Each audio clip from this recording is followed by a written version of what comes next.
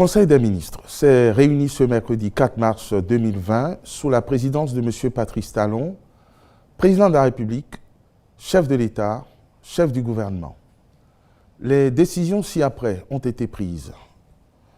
Au titre des mesures normatives, désaffectation de toutes les emprises foncières précédemment affectées à l'OCBN pour l'exploitation de l'activité du transport ferroviaire sur tout le territoire national. Au terme des textes qui ont servi de base à l'affectation des dites emprises, celles-ci sont destinées à l'exploitation et à l'extension des activités de l'Organisation commune Bénin-Niger, OCBN. Or, cette entreprise n'a pas réussi à développer ses activités conformément aux attentes des États du Bénin et du Niger et n'a donc pas pu étendre ses infrastructures sur tout le foncier affecté, dont une grande partie a été simplement mise en location en violation de l'objet de son affectation. De plus, il est à constater que l'entreprise est désormais en quasi-cessation d'activité.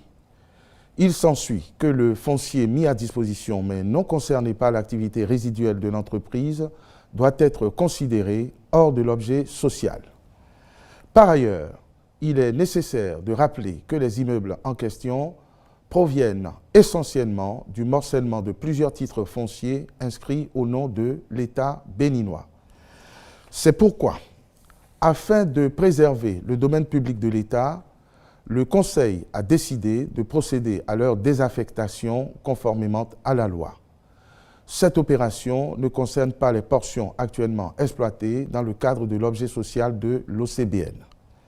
Les ministres ayant la conduite du dossier procéderont à un inventaire de tous les biens immobiliers objets de la désaffectation, puis à leur libération diligente en vue de leur réintégration effective dans le patrimoine de l'État.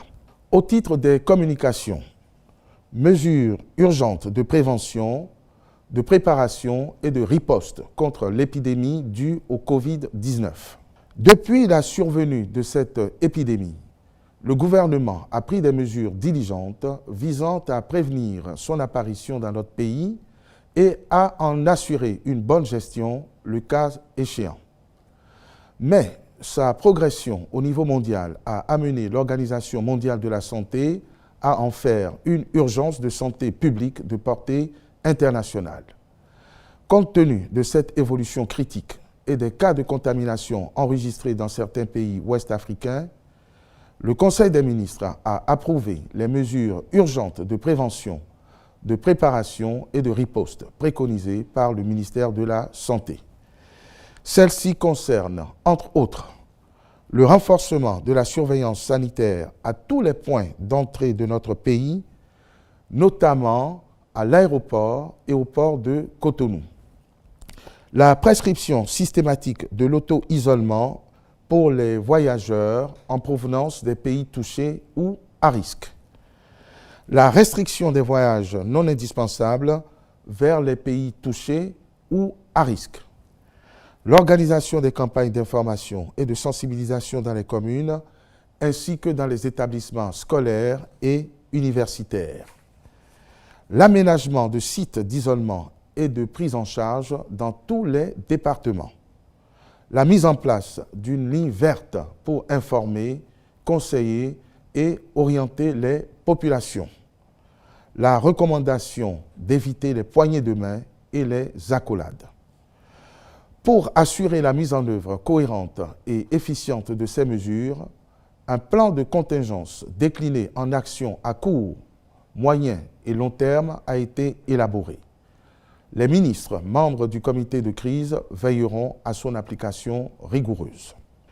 Appui financier de l'État aux étudiants béninois en Chine. Notre pays compte actuellement 420 étudiants en Chine, dont 34 dans la ville de Wuhan, lieu de déclenchement de l'épidémie du Covid-19. À la suite des premières mesures d'isolement décidées par les autorités chinoises pour circonscrire l'épidémie à cette ville, nos compatriotes qui y étudient ont reçu chacun, de la part du gouvernement via notre ambassade à Pékin, une assistance financière.